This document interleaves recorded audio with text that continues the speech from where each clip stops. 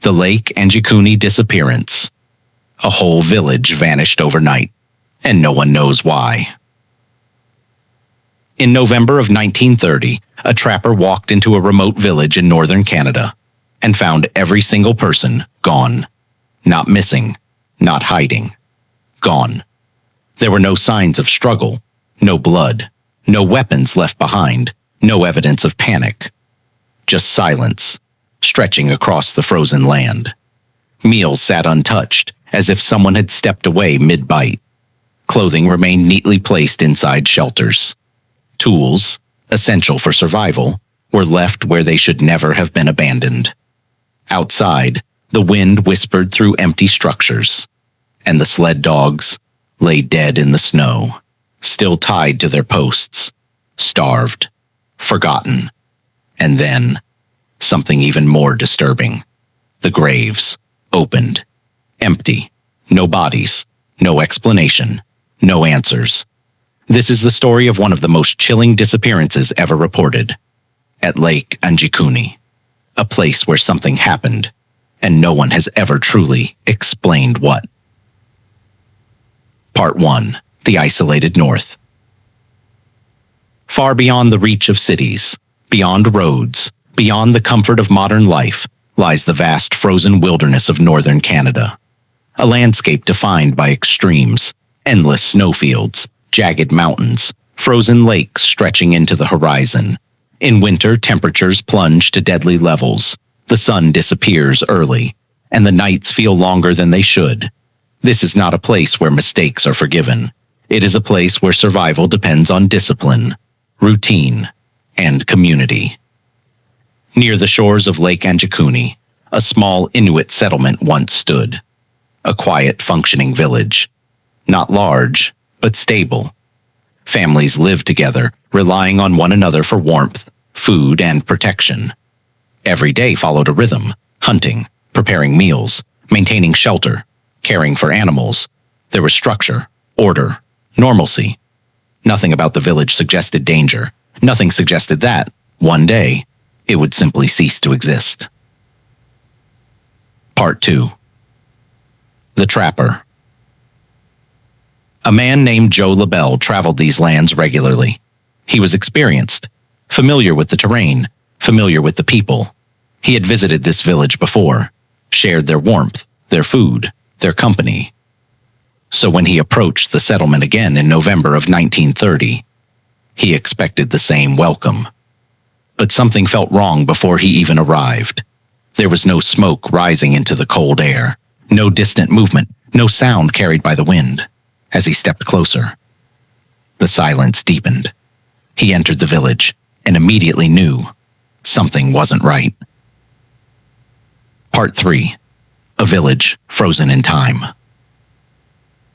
Inside the huts, everything remained. Food sat where it had been prepared. Some meals appeared recently cooked, yet now frozen solid. Clothing hung in place, personal belongings untouched. Weapons and tools, essential for survival, were still there.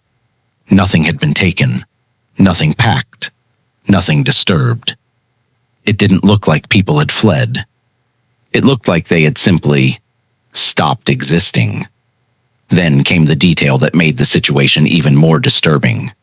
Outside, the sled dogs, still tied, still waiting.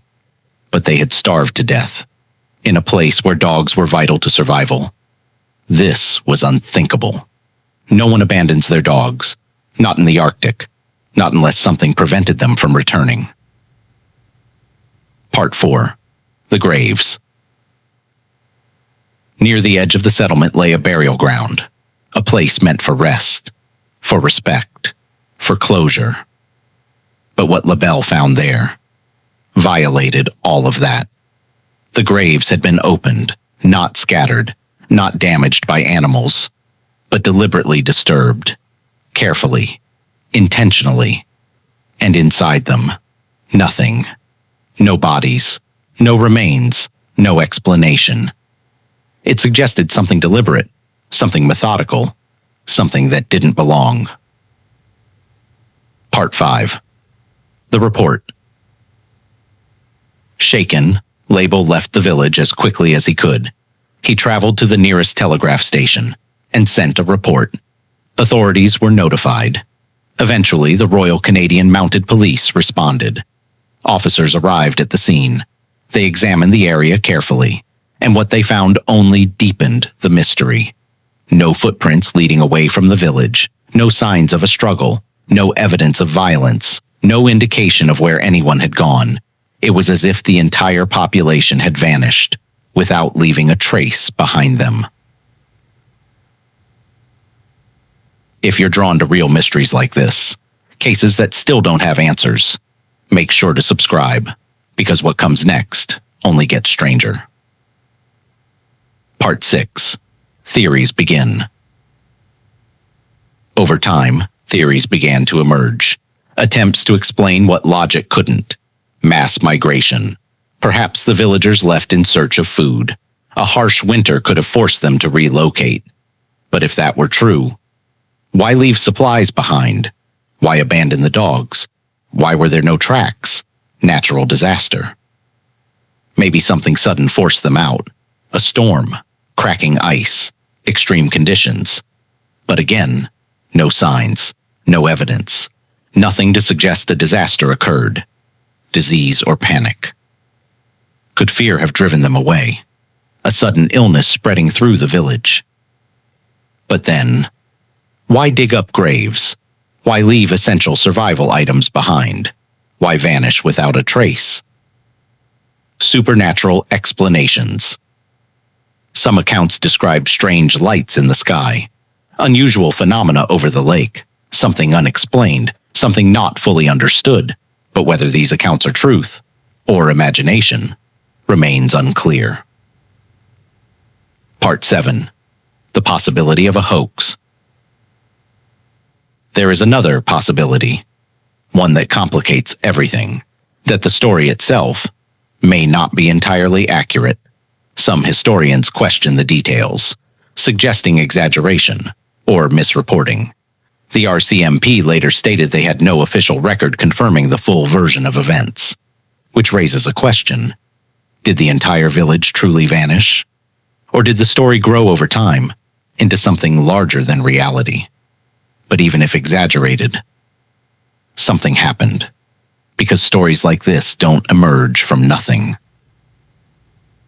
Part 8. Why this story still haunts us.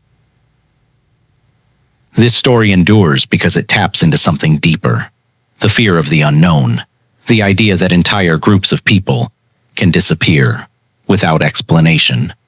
It challenges what we believe about reality, about safety, about control, because if something like this could happen once, what's stopping it from happening again?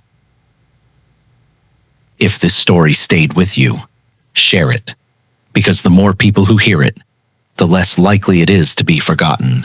And if you want more real mysteries like this, subscribe now. Ending, haunting close. Somewhere in the frozen north, the winds still move across Lake Anjikuni. Snow continues to fall, covering the past, burying the unknown. But beneath that silence, the mystery remains, unanswered, unresolved, and perhaps never meant to be understood.